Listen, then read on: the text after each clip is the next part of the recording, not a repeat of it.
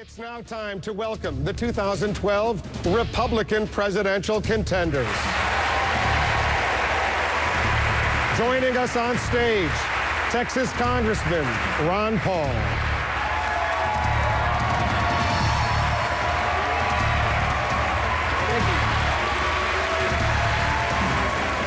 Former Massachusetts. I am Ron Paul. I'm a congressman from Texas, 12 terms. I am the champion of a sound monetary system, a gold standard as it is under the Constitution, and a foreign policy based on strength, which rejects the notion that we should be the policemen of the world and that we should be a nation builder. We need...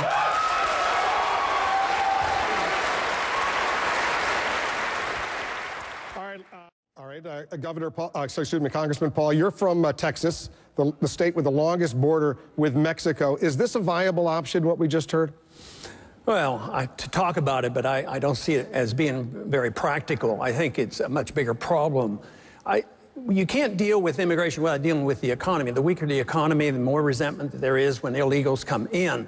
If you have a healthy, vibrant economy, it's not a problem. We're usually looking for workers. Even under today's circumstances, a lot of businesses are looking for workers and they don't have them. They're not as well trained here.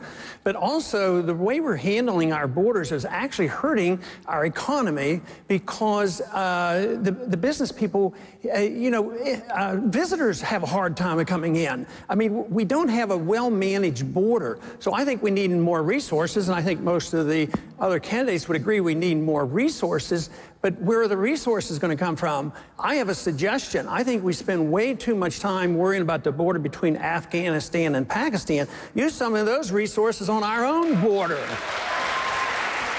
Speaker Gingrich. Joined by Raquel Rodriguez. She's an attorney in Miami. She practices business and international law, and she has a question for the candidates. Yes, good evening. The U.S. has been largely away in its foreign and trade policy with Latin America. In the meantime, Iran and China have been increasing their influence over and involvement in Latin America through the leftist and left-leaning governments. What would each of you do as president to more deeply engage in Latin America and, importantly, to support the governments and the political parties that support democracy and free markets? Congressman Paul. Well, I think free trade is the answer. Free trade is an answer to a lot of conflicts around the world, so I'm always promoting free trade. And you might add Cuba, too. I think we'd be a lot better off with Cuba, trading with Cuba. So I think the more you can do to promote this free trade, the better off we'll be. But as far as us having an obligation, a military or a financial obligation to go down and dictate to them what government they should have, I don't like that idea. I would work with the people, encourage free trade, and try to set a standard here where countries in Central America or South America or any place in the world would want to emulate us and set the standards that we have. Unfortunately, sometimes we slip up on our standards and we go around the world and we try to force ourselves on others.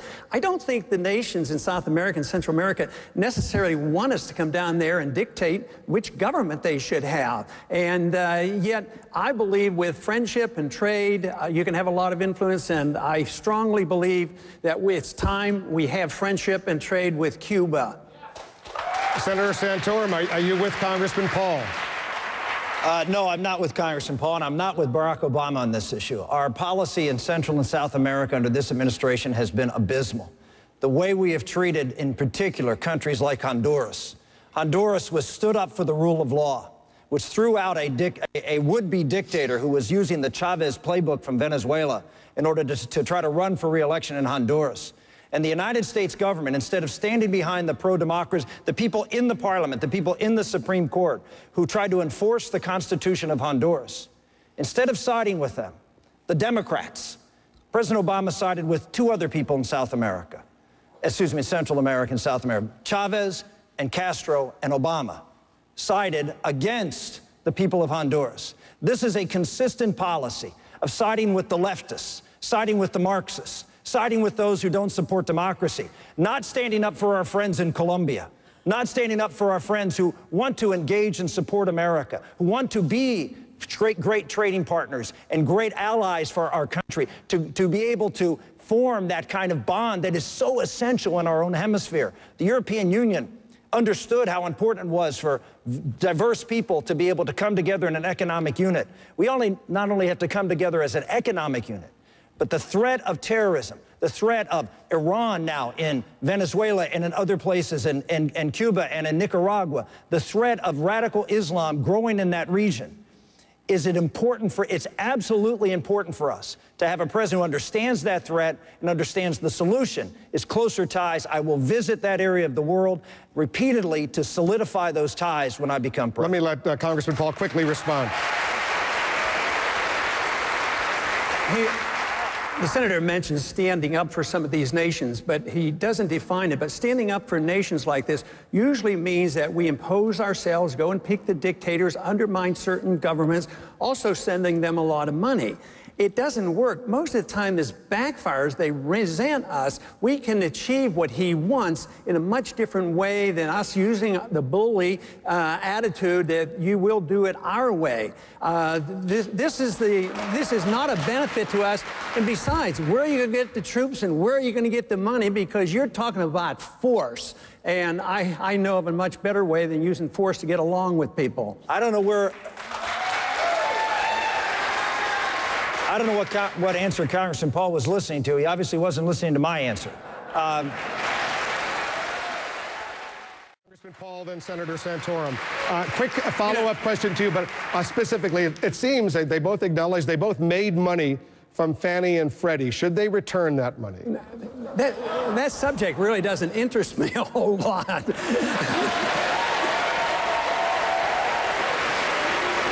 the question does. The question is, what are we going to do about Fannie Mae and Freddie Mac? It should have been auctioned off right after the crash came. It would have been cleansed by now. It should have been sold.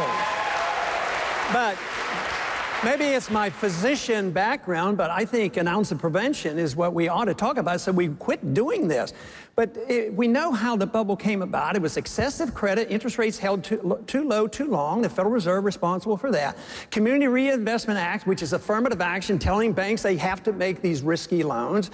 At the same time, there was a line of credit which allowed Fannie Mae and Freddie Mac to, to make more money. And it was assumed that they would always be protected. Now, you can't argue. I've talked a long time about cutting off that credit from the Fed. I was trying to prevent this stuff.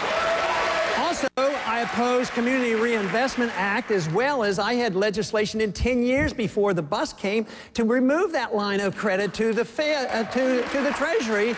So, Senator Santorum, are you with Ronald Reagan as far as the tax rates, as Senator Santorum has suggested, Congressman Paul? No, he taxed too much. My goal is to get rid of the 16th Amendment. And the only way you can do that, is not run a welfare system and a warfare system and policing the world. But I do want to address this subject about taxing the rich. That is not a solution. But I understand and really empathize with the people who talk about the 99 and the 1, because there's a characteristic about what happens when you destroy a currency. There is a transfer of wealth from the middle class to the wealthy, and this has been going on for 40 years. So the middle class is shrinking, they're getting poorer, and they're losing their jobs, and they're losing their houses. But Wall Street isn't getting poorer, and they are the ones who are getting the bailout. So we have to address the bailout and the system that favors a certain group over another group. If you don't have sound money and if you have a welfare state, no matter whether the welfare state is designed to help the poor, the welfare system helps the wealthy. And there has been this transfer of wealth. So if we could stop all of these transfers to the wealthy class, but the solution isn't to tax the wealthy. If you give an honest product and the customers buy that product, you deserve to keep that money and earn that money, but there's a big difference between those who earn money and those who rip us off through the government and the monetary system. Congressman Paul, you're a physician, you're 76 years old, you would be the oldest president of the United States if you were elected. Are you prepared to release your medical records so voters out there know what your health is? Obviously, because it's about one page, if even that long.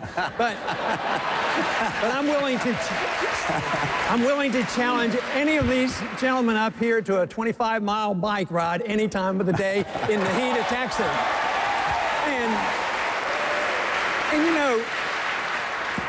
you know, that subject has come up, and sometimes in fun, but sometimes not in fun.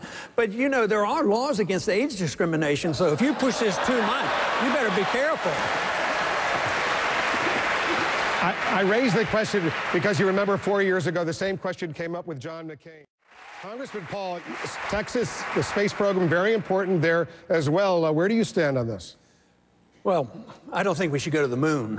I think we maybe should send some politicians up there at times. But I went into the Air Force in 1962 and studied aerospace medicine. Actually had a daydream about maybe becoming the first physician to go into space. That didn't occur, but I see space, the amount of money we spend on space, the only part that I would vote for is for national defense purposes, not to explore the moon and go to Mars. I think that's fantastic. I love those ideas. But I also don't like the idea of building government-business partnerships. If we had a healthy economy and had more Bill Gateses and more Warren Buffetts, the money would be there. It should be privatized. And the people who work in the industry, if you had that, there would be jobs in aerospace. And I just think that we don't need a bigger and newer program. When you think of the people, I mean, healthcare or something else deserves a lot more priority than going to the moon. So I would be very reluctant. But space technology should be followed up to some degree for national defense purposes, but not just for the fun of it and, for scientific. We're going to leave this subject, but before we do, we're going to move on, but go ahead, Ron Paul. I want to make a quick comment, because Newt's mentioned this quite a few times about balancing the budget for 4 times. I went back and looked at the record.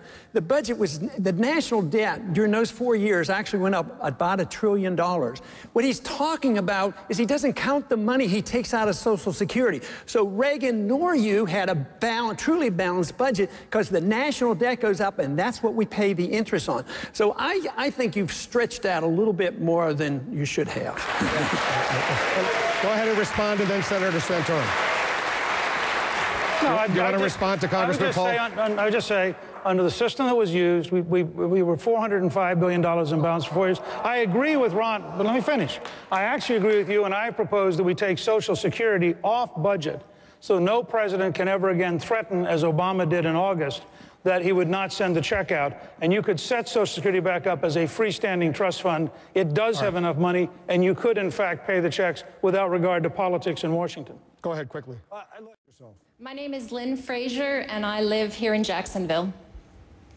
And for the Republican presidential candidates, my question is, I'm currently unemployed, and I've found myself unemployed for the first time in 10 years and unable to afford health care benefits.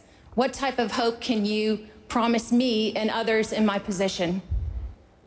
Let's ask Congressman Paul. Well, it's a tragedy, because this is a consequence of the government being involved in medicine since 1965.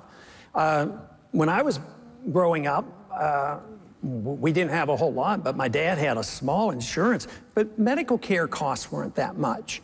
And you should have an opportunity. Medical care insurance should be given to you as an individual. So if you're employed or not employed, you just take care of that and you keep it up. When you lose a job, sometimes you lose your insurance. But the cost is so high. When you pump money into something like housing, costs and prices go up. If you pump money into education, the cost of education goes up. When the government gets involved in medicine, you don't get better care. You get cost goes up, and it distorts the economy. It leads to a crisis. But your medical care should go with you. You should get total deduction on it. It would be so much less expensive. It doesn't solve every single problem, but you're suffering from the consequence of way too much government and the cost going up because government has inflated the cost, and we have a government-created recession, and that is a consequence of the business cycle. Speaker Gingrich, what should Lynn do? Paul, who's right? I think they're all wrong. I think This is a typical result of when you get government involved, because all you're arguing about is which form of government you want. They have way too much confidence in government sorting this out. So I would say there's a much better way, and that is allow the people to make their decisions and not get the government involved. You know, it's only been... When I started medicine, there was no Medicare or Medicaid, and nobody was out in the streets without it. Now people are suffering. You know, all the complaints going on. So the government isn't our solution. So I'm not too happy with this type of debate, trying to blame one versus the other. But most likely, we're going to continue to have this problem unless we straighten out the economy. I'll give you 30 seconds. Cut the spending. And they talk about these no programs and all. But how many of the other candidates are willing to cut anything? Right. I'm willing to cut $1 trillion out of the first year. All right. No, I just want to say that I actually think if you look at what Ron Paul's background is as a doctor, and you look at medicine in the early 60s, and you look at how communities solve problems, it was a fundamentally more flexible and less expensive system, and there's a lot to be said for rethinking from the ground up the entire approach to health care. Let's go to Miami. We have another question. CNN Español's Juan Carlos. I don't have one particular name that I'm going to bring up, but my litmus test would be to get individuals, Hispanic or otherwise, to understand monetary policy and understand the system. But also the Hispanic community is especially attuned to the foreign policy of non-intervention. They are more opposed to war than other communities. So I would think there's plenty in the Hispanic community that could give me good advice and an understanding of why a non-intervention foreign policy is very attractive to the Hispanic people. All right, gentlemen, stand by. Much more to discuss. I want to take a short break. We have many. First, on a lighter subject, I want to ask each of these gentlemen why they think their wife would make a great first lady, Congressman Paul. Well, she's been my wife for 54 years, and we're going to have an anniversary on February 1st. Congratulations. So, she's the mother of 5 of our children, and she's a grandmother of 18 grandchildren, does an excellent job, and she's also the author of a very famous cookbook, the Ron Paul Cookbook. So, Governor? I got to take a look. Congressman Paul, you said the U.S. should talk to everyone. Imagine you're in the Oval Office. You speak to Raul Castro. What would you say to him? Well, I'd ask him what he called about, you know. What was the purpose of his call? No, I would ask him, what can we do to improve relations? Because I wouldn't see them as likely to attack us. When I was drafted in October of '62, that was a different world. I mean, there were nuclear weapons in Cuba. That was a different story. But today, not to talk to them and take the call and see what you can work out, helps Castro. It hurts the people, the dissidents, the people who want to overthrow him have always had to be, you know, nationalistic and unified behind the leader. So as well-intended as these sanctions are, they almost inevitably backfire, and they help the dictators and hurt the people. So it's time to change. The Cold War is over. They're not going to invade us, and I just think that a better relationship and trade relationship, so many people, I think I've noticed already, and since I've been talking about this issue the last 4 or 5 years, I think the people have changed their mind. The American people are getting much more open, not nearly as frightened. People, I don't think they see a jihadist under the bed every night, and we have to worry about that. I think there's I worry about overreaction and overconcern and lack of ability to talk to them when they call you. I want both of you to weigh in, Governor. My question, how would your religious beliefs, if you're elected, impact the decisions that you make in the office of the presidency? Congressman Paul? Well, my religious beliefs wouldn't affect them. My religious beliefs affects my character and the way I treat people and the way I live. The only thing that would affect...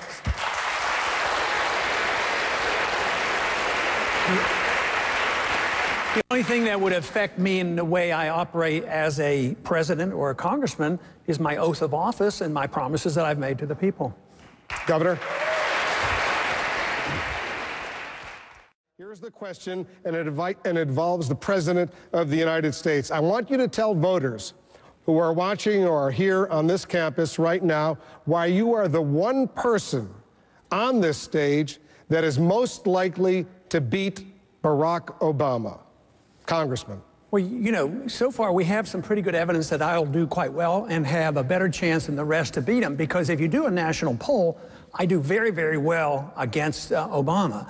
But one of the reasons is that the freedom message in the Constitution is very appealing to everybody in all political beliefs, because it includes free markets, which conservatives endorse, but it also protects civil liberties, the way people run their lives. If it is a God-given life and it's your life, you should have the right to run your life as you so choose, as long as you don't hurt other people. This means a lot more tolerance than some would like to give. So that brings people in who are concerned about civil liberties, and all of a sudden, my position undermines Obama completely and totally, because the foreign policy is different. He promises to end the wars, but the wars expand. A constitutional foreign policy will end the wars, and if you want somebody to talk about peace and prosperity, it has to be somebody who understands money and a foreign policy and free markets. Governor Romney, why are you the one person on this stage